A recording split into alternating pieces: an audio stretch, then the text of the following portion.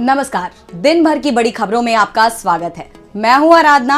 आज इस बुलेटिन में बात होगी नितिन गडकरी के बीजेपी छोड़ने की तैयारी की, बिहार में बिखरते एनडीए की, बात करेंगे भारत जोड़ो न्याय यात्रा की, कांग्रेस के उम्मीदवारों की, जानेंगे इंडिया गठबंधन को लेकर क्या है बीएसपी की तैयारी, और बुलेटिन के आखिर में देखेंगे जाने माने कार्टूनिस्ट इरफान की किस खबर पर पड़ी तिरछी नजर।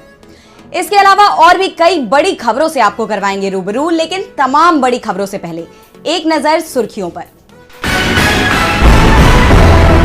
बिहार में एमएलसी इलेक्शंस को लेकर तैयारी तेज। एनडीए के बाद अब आरजेडी ने 4 एमएलसी उम्मीदवारों की जारी की लिस्ट में राबड़ी देवी, उर्मिला ठाकुर, अब्दुल बारी सिद्दीकी और फैसल अली का नाम शामिल। दिल्ली के मुख्यमंत्री अरविंद केजरीवाल और पंजाब के मुख्यमंत्री भगवंत मान की उपस्थिति में आम आदमी पार्टी ने की लोकसभा चुनाव कैंपेन की शुरुआत, दिया संसद में भी केजरीवाल का नारा। एलपीजी के दामों में 100 रुपए की गिरावट के पीएम मोदी के ऐलान की शिवसेना यूबीटी सांसद प्रियंका चतुर्वेदी ने की आलोचना, कहा ये चुनाव से प्रभावित फैसला है, न कि महिलाओं से। इंग्लैंड के धर्मशाला टेस्ट में भारत की स्थिति हुई मजबूत। दूसरे दिन पहली पारी का स्कोर पहुंचाया 8 विकेट पर 473 रन बनाए। 255 रनों की हुई लीड, रोहित और गिल ने बनाया शतक। ये तो थी सुर्खियां। अब बात आज की सबसे बड़ी खबर की। लोकसभा चुनाव से पहले बीजेपी को बड़े झटके लगते दिखाई दे रहे हैं। सहयोगी साथ छोड़ रहे हैं तो दिग्गज नेता राजनीति से संन्यास ले रहे हैं। जिन्हें टिकट दिया गया वो टिकट वापस कर रहे हैं। और अब बीजेपी के पूर्व राष्ट्रीय अध्यक्ष नितिन गडकरी को लेकर बड़ी खबर सामने आई है, जिससे बीजेपी में खलबली मच गई है। तो क्या है खबर, देखिए ये रिपोर्ट। 2 मार्च को बीजेपी ने जब अपने उम्मीदवारों की पहली सूची जारी की तो इसमें पीएम मोदी, अमित शाह, राजनाथ सिंह, शिवराज सिंह चौहान के अलावा 195 लोगों के नाम थे। लेकिन पूर्व बीजेपी अध्यक्ष और केंद्रीय मंत्री नितिन गडकरी का नाम नहीं था। गडकरी नागपुर से सांसद हैं और नागपुर में ही आरएसएस का मुख्यालय भी है। यहाँ का टिकट संघ की पसंद से ही तय होता है और गडकरी को टिकट नहीं मिलने के मायने निकाले जा रहे हैं कि गडकरी का टिकट अब कट चुका है। संघ भी गडकरी के साथ नहीं दिख रहा है। बीजेपी गडकरी के विकल्प की तलाश कर रही है और इसके बाद से ही शिवसेना यूबीटी चीफ उद्धव ठाकरे भड़के दिखाई दे रहे हैं। गडकरी के अपमान को महाराष्ट्र के अपमान से जोड़ रहे हैं। उन्होंने गडकरी को एमवीए में आने का न्योता तक दे दिया है। उद्धव ने कहा, बीजेपी की पहली लिस्ट में कृपा शंकर सिंह जैसे लोगों का नाम है, लेकिन महाराष्ट्र में जिसने बीजेपी को खड़ा किया, हमेशा युति के लिए काम करते रहे, उस गडकरी का नाम तक नहीं। उद्धव ठाकरे ने कहा कि नितिन गडकरी, उनको दिखाओ कि महाराष्ट्र क्या है। महाराष्ट्र कभी भी दिल्ली के आगे नहीं झुका है और ना ही झुकेगा। आपने कई वर्षों मेहनत करके महाराष्ट्र में बीजेपी का आधार बनाया है, लेकिन लिस्ट में आपका नाम नहीं है। आप बीजेपी छोड़ दीजिए, हम आपको एमवीए से चुनाव जीत कर लाएंगे। गडकरी एमवीए में जाते हैं तो पूरे महाराष्ट्र के राजनीतिक समीकरण बदल जाएंगे। असर देश की राजनीति पर भी दिखेगा। वैसे एनडीए के कमजोर होने की शुरुआत तो पहले से ही हो चुकी है। बिहार में तो हालात ये हो गए हैं कि पार्टी अपने सहयोगियों को एक मंच पर भी नहीं ला पा रही है। चुनाव से पहले बिहार में एनडीए बिखरता दिखाई दे रहा है। बिहार एनडीए बिखराव के कगार पर पहुंच गया है। सीट बंटवारे को लेकर बात बिगड़ती दिखाई दे रही है। बीजेपी दबाव में है क्योंकि सीट बंटवारे की जिम्मेदारी उसी पर है। तो बीजेपी को मुसीबत में फंसाकर नीतीश कुमार बिना किसी टेंशन के विदेश चले गए हैं, जिस कारण से सीट बंटवारा अटक गया है। जेडीयू की तरफ से कहा गया है कि नीतीश कुमार ने एनडीए में आने से पहले ही साफ कर दिया था कि अपनी जीती सीटें जेडीयू नहीं छोड़ेगा, यानी जेडीयू हर कीमत पर 16 सीटें लड़ेगा। दूसरी तरफ चिराग पासवान ने भी अमित शाह से साफ कह दिया है कि हमें हमारी 6 सीटें चाहिए। चाचा पशुपति को अगर बीजेपी कोई सीट देना चाहती है तो वो अपने कोटे से दे, जबकि बीजेपी चाचा भतीजा दोनों को ही 5 सीटों में समेटना चाहती है।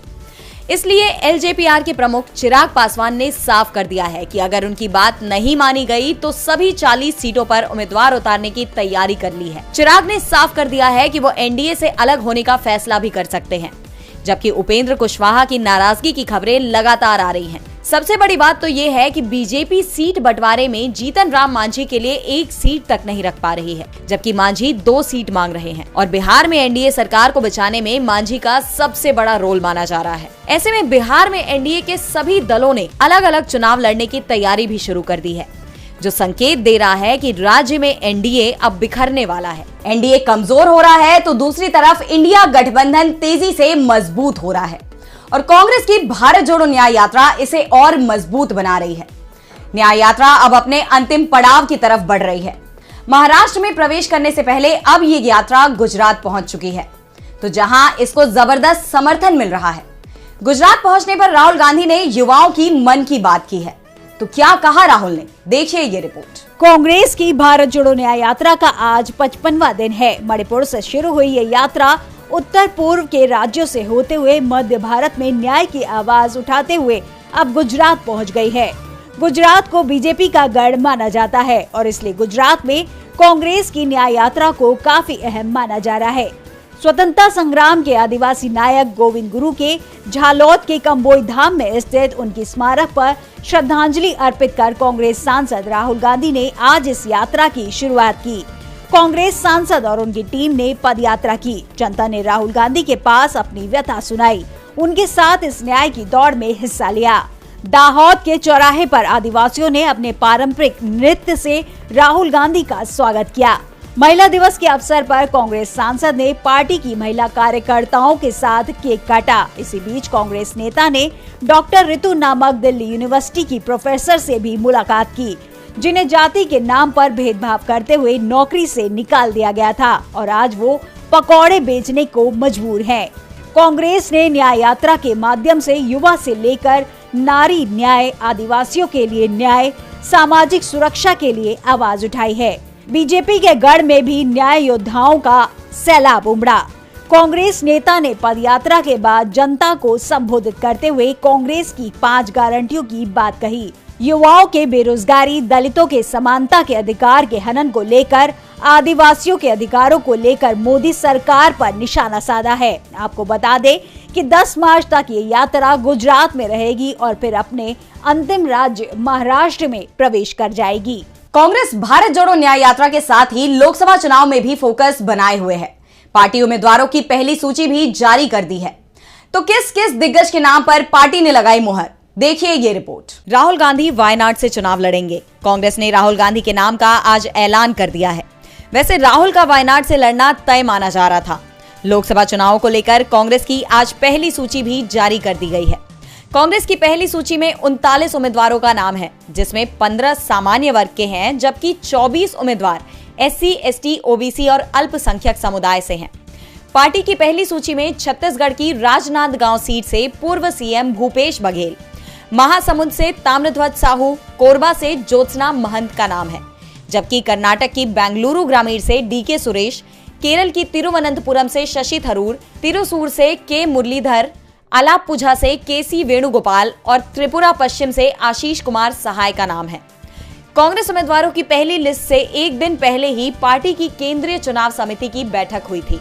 गुरुवार को हुई इस बैठक में कांग्रेस अध्यक्ष मल्लिकार्जुन खड़गे, सोनिया गांधी, सचिन पायलट समेत तमाम कद्दावर नेता मौजूद थे। इस बैठक के बाद ही ये लग रहा था कि कांग्रेस नेतृत्व कभी भी उम्मीदवारों के नाम का ऐलान कर सकती है। अब पार्टी ने पहली लिस्ट जारी कर दी है। बता दें, इससे पहले बीजेपी भी उम्मीदवारों की पहली लिस्ट जारी कर चुकी है। कांग्रेस इस बार अपने अधिकांश दिग्गजों को चुनाव लड़ाने की तैयारी में है। साथ ही पार्टी का ध्यान इंडिया गठबंधन पर भी है। कांग्रेस बीजेपी के साथ सबसे बड़ा खेला यूपी में करने की तैयारी कर रही है और इसके लिए बीएसपी को भी इंडिया गठबंधन में शामिल करने की तैयारी है। बीएसपी चीफ मायावती ने भी इसके बड़े संकेत दिए हैं। लोकसभा चुनाव से पहले उत्तर प्रदेश में हलचल तेज है। इंडिया गठबंधन बीजेपी पर भारी पड़ता दिखने लगा है। सपा और कांग्रेस के गठबंधन ने बीजेपी की नींद उड़ा के रखी है और अब बसपा सुप्रीमो मायावती ने भी बीजेपी को बड़ा झटका देने के संकेत दिए हैं। बताया जा रहा है कि जल्द ही मायावती इंडिया गठबंधन में शामिल होने का ऐलान कर सकती है। कुछ ही दिनों में चुनाव की तारीखों की घोषणा होने वाली है और उससे पहले बसपा सुप्रीमो इंडिया गठबंधन के साथ चुनाव लड़ने का ऐलान कर सकती है। मायावती ने कांग्रेस महासचिव प्रियंका गांधी से फोन पर बात की और दोनों के बीच चर्चा आखिरी दौर में है। कांग्रेस के पूर्व अध्यक्ष सोनिया गांधी की पहल पर शुरू हुई दोनों दलों के बीच इस चर्चा को सपा प्रमुख अखिलेश यादव का समर्थन भी प्राप्त है।